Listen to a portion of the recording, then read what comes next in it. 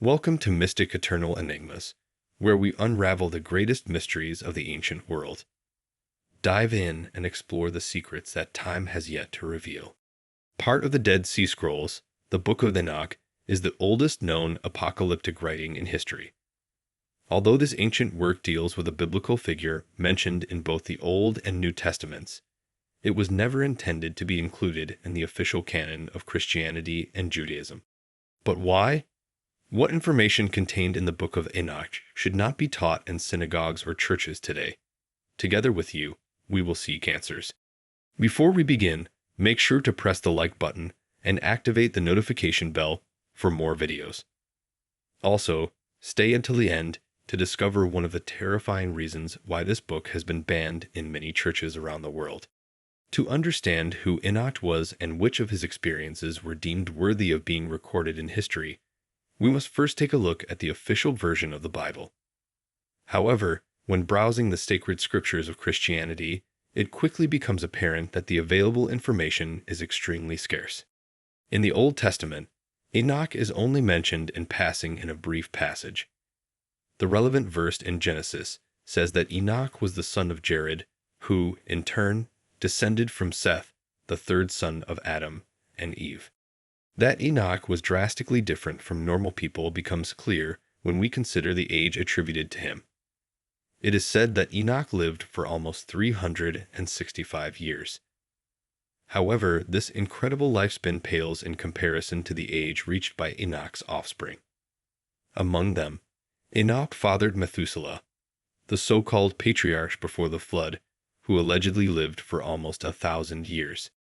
The New Testament further extends Enoch's story. The Epistle to the Hebrews emphasizes that Enoch was loved by God and was taken because of his sincere faith. But what does this mean in detail? It means that Enoch was allowed to ascend to the kingdom of heaven without having to die. At this point, the official description in the Bible ends. If you want to know more about the background of this exciting figure, and discover which supernatural experiences Enoch allegedly lived through, you must turn your attention to other writings, the so-called apocryphal books of Enoch, banned scrolls. Between 1947 and 1956, the Dead Sea Scrolls were rediscovered. For the history of the Hebrew Bible, this discovery was nothing less than a breathtaking worldwide sensation. The ancient scrolls hidden in various caves mainly deal with texts of religious content. However, part of this vast archaeological treasure was also a large collection that later became known as the Ethiopian Book of Enoch. Its peculiarity? It is the oldest known apocalyptic writing in history. In their assessment, experts concluded that the Book of Enoch had already been written in the 3rd century BC. For comparison, the famous Apocalypse of John in the New Testament is dated to the year 95 AD. The main reason why the complete collection of Enoch's story is called the Ethiopian Book is that the complete work has survived only in the ancient Ethiopian language.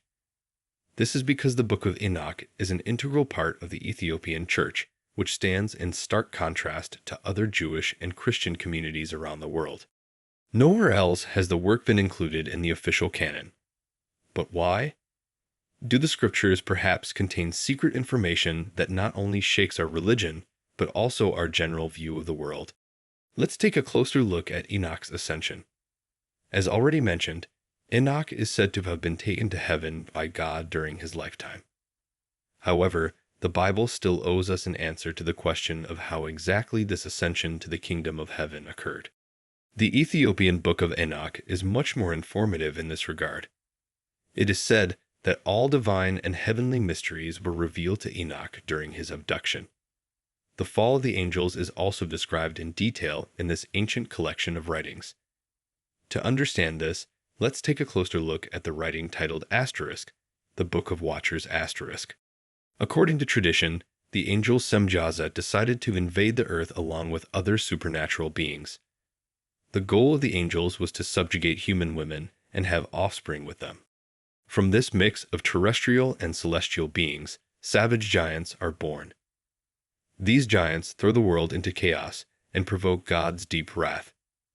Thus, the Lord of Heaven banishes the angels from paradise. But that's not all. God's cautious servants will be thrown into a lake of burning flames on their final day. To wipe out the giants from the earth, God intends to summon a great flood. Faced with their fate, the fallen angels beg for mercy, a desperate request that God refuses. This is where Enoch comes into play. He is tasked with communicating God's drastic decision to the fallen angels. After delivering the message, Enoch is finally visited by two angels and taken to heaven. During his subsequent ascension, Enoch once again obtains a detailed vision of the divine kingdom. The term divine kingdom is somewhat misleading. In reality, according to some religious confessions, there are said to be 7 different levels of heaven, each inhabited by different residents. This idea is also shared in the book of Enoch, which is largely the reason why some religions do not include this book in the biblical canon. No other book in the original Hebrew Bible shares the idea that there are 7 levels of heaven. In all other books of the Old and New Testaments, only one heaven is mentioned, the one and only heaven to which Enoch is said to have ascended. According to this idea, the first level of heaven consists of clouds and stars. In the higher level, fallen angels and the damned await their fate. The third heaven, in turn, hosts what we commonly call the biblical paradise. It is here that more information is provided to help Enoch's great-grandson Noah prepare in time for the devastating flood and build his ark of salvation. After completing the tasks assigned to him, Enoch is finally admitted into the celestial paradise. Keeping all this in mind, it starts to become clear why the book of Enoch was removed from the Bible. We know that many years ago, the Bible was curated by experts who decided which books were canonical and which were not. This was done to rid the Bible of any attempts at fraud. After all, as writing became more common and more people tried to dismantle the Christian faith once and for all, the church had to do something to keep anyone from leading Christians astray. So, around 382 AD, the Bible was sifted through, and the books of the biblical canon were decided. Books like Enoch were eliminated because they did not align with the other books that were deemed canonical. In fact, some books did not align with each other at all, including a non-canonical book titled The Wisdom of Solomon *. This has led some people to believe that the Bible as a whole cannot be trusted. This is largely due to the idea that if non-canonical books can be removed, who's to say that canonical books weren't also removed? If the Bible was curated by men, what prevented human influence from removing important books of the Bible? In reality, it is clear that all the remaining books of the Bible are perfectly aligned with each other and do not contradict, with a handful of exceptions determined to be the result of small translation errors. Apart from that, every book of the modern Bible shares the same story without incident. By contrast, the books that were removed, now known as apocryphal books, contradict each other at every turn and do not align with the other 66 books that were deemed authentic. In total, 15 non-canonical books were removed. What does this mean for the book of Enoch? In simple terms, the book seems to have been created fraudulently. Its story is not in line with the other 66 books, and no ancient translations of the book have been found, suggesting it may have been written in much more modern times. Fragments in Aramaic of the book have been found, suggesting that ancient Jews and some Christians were aware of the book, but we have no evidence that the book was ever studied or verified by first-century Christians, as is the case with most other books of the Bible. There are many different reasons why some believe that the book of Enoch was banned from the Bible. If you look at it from a strictly historical point of view, as already mentioned, it's clear that the book of Enoch isn't considered part of the canon because it doesn't share the beliefs spread throughout the Bible. For this reason, the book has been banned from both confessional and non-confessional churches. However, a much more bizarre theory has been circulating in recent years.